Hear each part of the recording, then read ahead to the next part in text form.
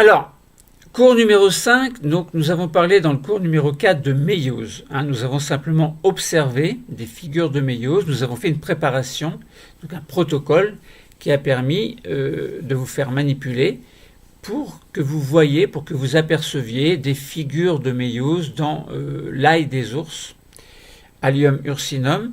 Et là, nous allons essayer de détailler un petit peu plus ce qui se passe au cours de la méiose, qui est une division fondamentale puisqu'elle permet de passer d'une cellule diploïde à des cellules haploïdes. Et c'est ce qui se passe, par exemple, dans les testicules, dans les ovaires. Donc ça permet de former des gamètes haploïdes. Donc à partir de cellules diploïdes, donc on dira que c'est une cellule mère, différentes étapes de la méiose vont aboutir à des cellules haploïdes que seront les gamètes.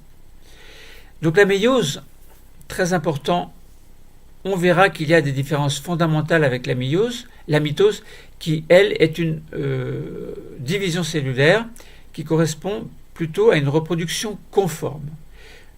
Ça veut dire qu'à partir d'une cellule mère qui sera diploïde, on obtiendra deux cellules diploïdes également. Il faudra qu'il y ait eu avant cette mitose, avant le début de la mitose, donc avant le début de la prophase, en fait, qui est l'une des 4 phases de la mitose et de la méiose également. Mais on verra qu'il y a 2 prophases, 2 métaphases, 2 anaphases, 2 télophases dans la méiose, alors que dans la mitose, il n'y en a qu'une. Il n'y a qu'une étape, prophase, métaphase, anaphase, télophase. Donc, mitose, vous pensez reproduction conforme, il faut qu'il y ait auparavant une duplication des chromosomes selon une réplication semi-conservative. Méiose. La méiose comporte 2 divisions cellulaires successives. Alors on peut dire, comme point de repère, première division que l'on va dire réductionnelle et deuxième division que l'on va dire équationnelle. Pourquoi réductionnelle? Parce qu'on verra que les chromosomes homologues au cours de l'anaphase numéro 1 vont se séparer. Bon. Et pourquoi réductionnelle? Parce que ces chromosomes homologues qui vont se séparer possèdent tout de même 2 chromatides. Chaque chromosome possède 2 chromatides. Et au cours de l'anaphase numéro 2, eh bien, chaque chromosome va séparer ses chromatides. C'est pour ça que l'on parle d'équationnelle réductionnelle pour la première division de méiose et équationnelle pour la deuxième. Donc, quels phénomènes vont se dérouler au cours de la méiose et qui vont permettre de préciser le passage à l'état haploïde, donc d'une cellule diploïde à l'état de cellule haploïde. Commençons déjà par observer des chromosomes en fin de prophase, de première division de méiose, avant d'expliquer tout le détail de ces différentes étapes. Pourquoi? Parce que cette prophase est très importante. Il y a un rôle déterminant de la prophase numéro 1, donc prophase de première division de méiose. Donc vous allez comprendre tout à l'heure pourquoi. Et dans d'autres cours, lorsque vous parlerez d'échanges chromatiques entre chromosomes, vous allez voir que c'est fondamental et ça permet de comprendre un grand nombre de choses. Bon. Les chromosomes à la fin de la prophase de première division de méiose, alors on a 2 figures, une figure chez une plante, une figure sur un criquet. Donc on va commencer par l'étamine d'ail, où 2n égale 14. Alors on voit des figures que l'on va voir également, qui vont se ressembler, dans les testicules de criquet, où 2n égale 22 plus x. Alors à noter que chez le criquet, le mâle possède un seul chromosome sexuel x. Attention, il n'y a pas de chromosome y. Donc, on voit donc des chromosomes qui apparemment sont accolés au niveau de certaines parties. Nous verrons qu'il s'agit là de ce que l'on appelle des chiasmas, c'est-à-dire que des chromosomes homologues vont s'apparier. Ils vont former ce que l'on appelle des bivalents. Et il va pouvoir y avoir des échanges de matériel. Bon. On en reparlera dans d'autres cours, nous en reparlerons tout à l'heure lorsque nous allons détailler les étapes de la méiose. L'appariement des chromosomes homologues, bon, la prophase de la méiose est plus longue que la prophase de mitose. Pourquoi? Parce que justement ces appariements vont faire en sorte que ça va un petit peu ralentir le mécanisme correspondant à la prophase. Au cours de la prophase de la première division, chaque chromosome s'approche de son homologue par des mécanismes compliqués dont nous ne parlons pas aujourd'hui, et vont s'accoler. Donc ils vont s'accoler entre eux. Et en fait, pourquoi? Parce qu'il y a des régions homologues. Il y a certaines séries de bases nucléotidiques, en fait, de nucléotides, en fait, qui vont être complémentaires. Donc on peut l'expliquer comme ça. Donc un ensemble de protéines va permettre de lier les deux chromosomes homologues qui seront alignés dans le même sens sur toute leur longueur, et à un moment donné, certaines de ces parties vont se séparer, et les deux chromosomes homologues vont vouloir se séparer, mais quelquefois il va y avoir des échanges de matériel. On en parlera dans d'autres cours, mais là je vous donne simplement l'idée. Donc on a des protéines d'association de ces chromosomes homologues. Ces chromosomes homologues, je répète, lorsqu'ils vont vouloir se séparer, notamment pour entrer en cours d'anaphase et se placer entre autres dans le plan, précédemment au cours de la au cours de la métaphase dans le plan équatorial, eh bien, vont devoir, au cours de la prophase, eh bien, essayer de se séparer quand même. Bon, ce qui sera compliqué, plus ou moins facile pour eux, entre guillemets, bon, je personnalise un petit peu, mais donc ça veut dire que des morceaux vont pouvoir être échangés. Bon. L'évolution de la quantité d'ADN, quant à elle, comme toute division cellulaire, la méiose elle est précédée d'une interphase, et au cours de cette interphase, il y aura ce que l'on appelle une phase S, qui correspondra à une phase de duplication, selon un mécanisme de réplication semi-conservatif des chromosomes.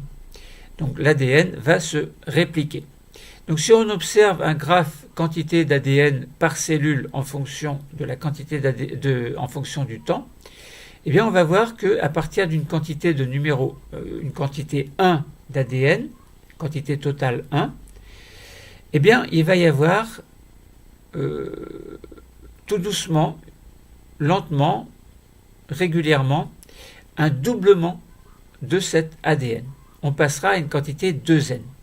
Et alors, cette cellule mère qui a doublé, donc cette cellule diploïde qui est une cellule mère qui a doublé sa quantité d'ADN, va rester un petit peu, pendant un certain temps, dans un état où il ne se passera rien de spécial. Et puis, la prophase numéro 1 va commencer, puis, on va détailler après, puis la métaphase, et ensuite l'anaphase, qui va permettre de réduire par 2 la quantité d'ADN, mais de telle sorte que ce sont les chromosomes homologues qui se séparent. Donc ça veut dire que si on regarde dans chaque cellule fille qui s'est formée, on n'a plus que un chromosome homologue sur 2. Donc on n'a plus 2N chromosomes, mais on n'a plus que N chromosomes sous forme de chromosomes qui ont conservé les 2 chromatides. Puis, la prophase numéro 2 va commencer. En fait, la télophase évidemment numéro 1 aussi, mais la prophase numéro 2 ensuite va commencer. Et ensuite, l'anaphase numéro 2, au cours de laquelle les chromatides de chaque chromosome vont se séparer. Classiquement, un petit peu comme ce qui se passait au cours de la mitose. Et puis ensuite, voilà, on aura formé nos cellules haploïdes. Alors, essayons de détailler maintenant, essayons de voir comment la méiose assure le passage de la diploïdie à l'haploïdie à l'aide de figures d'interprétation. Donc, on va présenter de manière schématique l'ensemble de la méiose à partir, par exemple, sur le schéma que j'ai. Donc, il s'agira d'une cellule diploïde où 2N égale 6. Donc, il y a 3 paires de chromosomes. Alors, pour simplifier les choses, on peut mettre des couleurs à chaque chromosome. Donc, chaque paire de chromosomes aura une couleur spécifique. Alors, par exemple, la paire de chromosomes numéro 1, on peut mettre du rouge. Donc, un chromosome homologue sera rouge, l'autre sera, on ne va pas mettre tout à fait rouge, on met un autre rouge, mais les deux sont globalement rouges. Alors, pourquoi pas tout à fait la même chose? Parce que les chromosomes homologues ne sont jamais tout à fait identiques. Pourquoi? Parce qu'il y a des différentes versions de chaque gène que l'on appelle des allèles font que nos deux chromosomes homologues ne sont jamais identiques à 100%. Et cette différence de couleur nous permet de rappeler cela, en fait. Bon. Alors, ensuite, on peut faire une paire de chromosomes avec une tendance bleue, donc un bleu clair et un bleu foncé, puis un autre, un vert clair et vert foncé. On peut faire varier la longueur des chromatides également. Et puis, donc on est toujours en interphase, mais la prophase numéro 1 va commencer. Donc ça veut dire que nos chromosomes vont s'individualiser. On va bien les voir relativement sur nos figures au cours d'un protocole. Évidemment, ce n'est pas toujours évident de dire ça c'est exactement la prophase, c'est un début de prophase, une fin de prophase. Bon, c'est pas toujours évident. Bon, là, sur un schéma interprétatif, nous avons bien individualisé des chromosomes, donc la cellule est toujours 2N.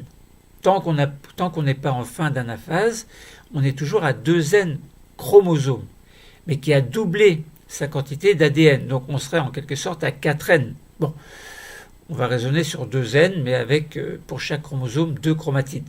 Bon, ça suffira. Donc, on est en prophase numéro 1, et on s'aperçoit qu'au cours de cette prophase numéro 1, sur un deuxième schéma interprétatif, on avait dit qu'il y avait un assemblement, un appariement des chromosomes homologues, et effectivement, nous voyons qu'il y a bien cet appariement. Donc un chromosome homologue rouge, donc bien rouge, et l'autre un petit peu moins rouge, on voit bien qu'ils sont relativement accolés. Pareil pour la paire de chromosomes en vert, et pareil pour le bleu. Bon, voilà, donc on peut remarquer que le centromère dans cet accolement est situé à peu près au même endroit pour les deux paires de chromosomes. Et puis, il va se passer un phénomène tel que chaque paire de chromosomes va se placer à l'équateur de la cellule. Et alors, on voit bien, au cours de cette métaphase numéro 1, un plan équatorial, et les chromosomes sont bien alignés, sont bien placés, pas alignés, mais placés sur ce plan équatorial. Pensez à une orange que vous coupez en deux, admettons. On a bien, dans le plus grand périmètre, on a bien ce que l'on appelle le plan équatorial. Donc ça forme une petite surface, et bien les chromosomes se placent sur ce plan équatorial. Et puis, il va y avoir séparation des deux chromosomes homologues de chaque paire. Alors attention, c'est là la différence fondamentale avec la mitose, c'est qu'il y a séparation des chromosomes homologues. Autrement dit, à partir de ce plan équatorial en métaphase, on a bien les deux couleurs tendance rouge qui vont se séparer, les deux bleus également, les deux verts également. On est bien en anaphase numéro 1, séparation des deux chromosomes homologues de chaque paire. Puis, ces chromosomes, puisqu'ils se séparent, vont aller chacun dans un pôle de la cellule, et à ce moment-là, le début de télophase va commencer, et on aura bien deux lots de chromosomes dans chaque pôle de cellule. La membrane, une espèce de membrane va commencer à se former, donc il va y avoir la télophase qui commence puis qui va se terminer relativement, même si nos deux cellules ne s'individualisent pas tout de suite. On voit bien qu'il y a deux nouvelles cellules qui se sont formées, que l'on appelle des cellules filles, et qui ont chacune un chromosome homologue de chaque paire. Et puis, donc c'était là la première division que l'on peut appeler réductionnelle, parce qu'elles réduisent le nombre de paires de chromosomes. Puis on entre dans une deuxième division qui sera cette fois-ci équationnelle, qui ressemblera à la mitose, aux différentes étapes de la mitose, sauf que là on dira qu'on est en prophase numéro 2. Puis on aura la métaphase numéro 2, donc les chromosomes se placent dans le plan équatorial. Puis l'anaphase numéro 2, les chromatides de chaque chromosome homologue se séparent. Donc on a deux bleus de chaque côté, deux rouges de chaque côté, deux verts de chaque côté. Donc de chaque côté, ça veut dire que les chromatides vont au pôle de la cellule. Et puis on obtiendra, en fait, en fin de télophase 2, enfin en télophase 2 et fin de télophase 2, on obtiendra bien nos 4 cellules à N chromosomes homologues. Voilà. Donc on a bien compris comment la méiose permettait le passage à l'haploïdie. Donc, on a bien compris que la méiose avait des différences fondamentales avec la mitose et que la méiose comportait 2 divisions cellulaires successives, réductionnelles et équationnelles, et qu'elle permettait de produire des cellules haploïdes à partir d'une cellule mère que l'on appelait diploïde. Donc on a bien vu quel phénomène se déroulait au cours de la méiose et qui permettait précisément le passage à l'haploïdie. Alors en notant au passage, mais nous en reparlerons plus tard, que la prophase numéro 1 était un mécanisme tout à fait important puisqu'il y avait formation de ce que l'on appelait des chiasmas. Alors, donc la méiose est une production de cellules haploïdes. Donc, nous avons vu qu'il y a différentes étapes de la méiose, qui est constituée de 2 divisions cellulaires successives. Bon, je répète un petit peu. Elle est précédée évidemment, comme toute division, d'une phase de réplication semi-conservative des chromosomes. Alors, au début de la méiose, chaque chromosome est double. Et au cours de la première division que vous allez noter 1, première division 1, il y a 4 étapes. Donc il y a les 4 phases qui correspondent à toute division cellulaire, mais il y a quand même des particularités importantes par rapport à la méiose. En prophase numéro 1, donc chaque chromosome va se rapprocher de son chromosome homologue, et les 2 chromosomes de chaque paire vont s'aligner dans le même sens et s'associer pour former donc, ce que l'on appelle des bivalents, à partir de figures un petit peu spéciales, où les chromatides vont s'enchevêtrer pour former ce que l'on appelle des chiasmas. Alors en métaphase numéro 2, eh bien, comme je vous ai dit, vous imaginez une orange, un plan équatorial, les paires de chromosomes homologues, donc les bivalents, qui formaient des chiasmas, mais les chiasmas vont se retirer, il va pouvoir y avoir échange de matériel. Donc ces paires de chromosomes vont se placer dans un plan équatorial, et chaque bivalent, au niveau de chaque bivalent, les centromères vont se placer de part et d'autre de ce plan équatorial, puis à un moment donné, chaque centromère va se trouver étiré de chaque côté grâce à des protéines. Il va y avoir un ensemble de des mécanismes de polymérisation, dépolymérisation de certaines protéines qui vont faire en sorte que les centromères vont se rapprocher des pôles de la cellule. On sera bien entendu ici en anaphase numéro 1. Les chromosomes doubles de chaque paire vont se séparer et migrer vers les pôles de la cellule et non pas les chromatides comme c'était le cas pour la mitose. Et ensuite, nous allons entrer en télophase numéro 1 et nous aurons bien nos 2 cellules haploïdes, 2 cellules filles haploïdes qui posséderont chacune N chromosomes doubles. Alors attention, il y a 2 N chromosomes, 2 N ADN en fait, puisqu'on a un chromosome qui possède encore ces 2 chromatides. Mais on a bien seulement N chromosomes doubles. Attention à ne pas se tromper. Donc, nos 2 cellules filles contiennent chacune un lot de chromosomes et les 2 chromosomes de chaque paire ont été séparés. Et la seconde division, donc, qui est notée division numéro 2, donc on dit division équationnelle, elle se déroule immédiatement à la suite de la première. Alors, il n'y a pas de synthèse d'ADN, évidemment, puisqu'on a déjà nos chromosomes qui sont doubles. Pas doubles, mais je veux dire qui ont 2 chromatines, donc 2 N ADN en fait. Donc N chromosomes, mais 2 N ADN. Et ensuite, suite à la division numéro 2, équationnelle, on aura bien nos cellules qui auront N chromosomes et N chromatines, N ADN en fait. Donc voilà.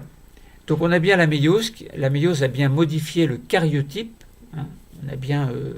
dans la cellule diploïde, on a bien des paires de chromosomes, par exemple 23 paires de chromosomes dans l'espèce humaine, alors qu'à l'issue de la méiose, on a bien dans l'espèce humaine 23, alors non pas 23 paires de chromosomes, mais 23 chromosomes dans chaque gamète.